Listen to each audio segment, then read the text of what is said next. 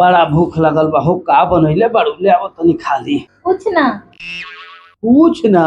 ना अरे ई तो हमार मन जोग बात कह देलू। हमरा उहे खाए के रहले वो एक छिपा खा ली। माने हम कहतनी कि कुछ बनैला ही नहीं कि अरवा कहतनी कि ले आव। तो अब के नु कहलवा कि कुछ ना बनैले बानी। कुछ ना माने ओल जाए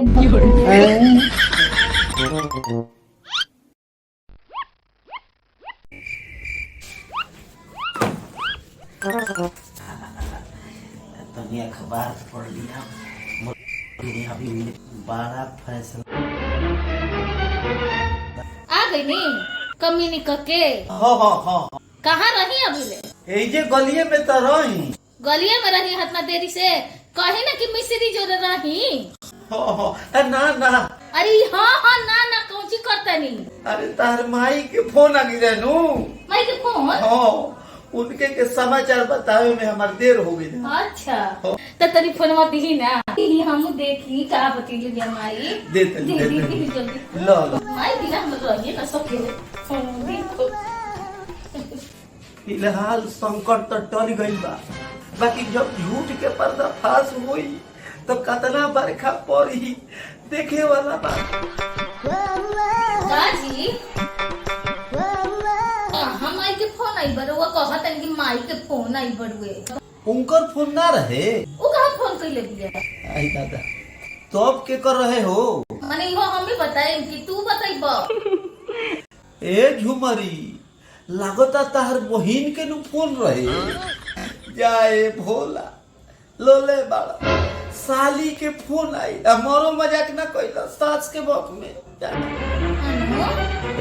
सुना ना तो हमार भाई फोन कैले रहे और ना तो हमार बहन फोन कैले रहे। अब तू केकरा से बतिया के आ गेला काका?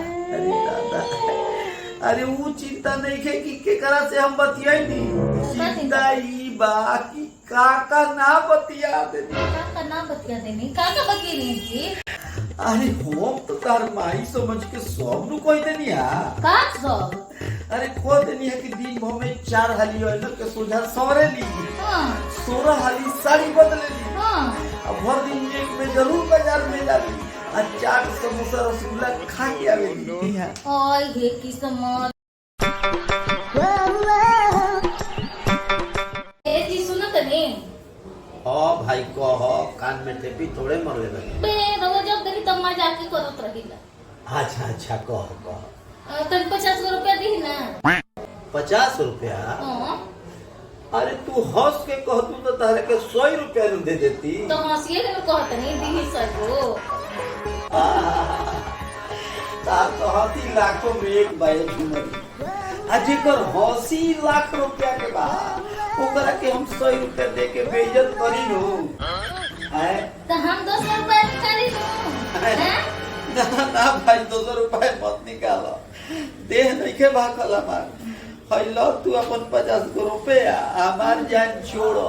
हां नु हाय सुना ना हाय लेके तू जा बाजार रे हाय हम रखता नहीं ठीक है नु। हो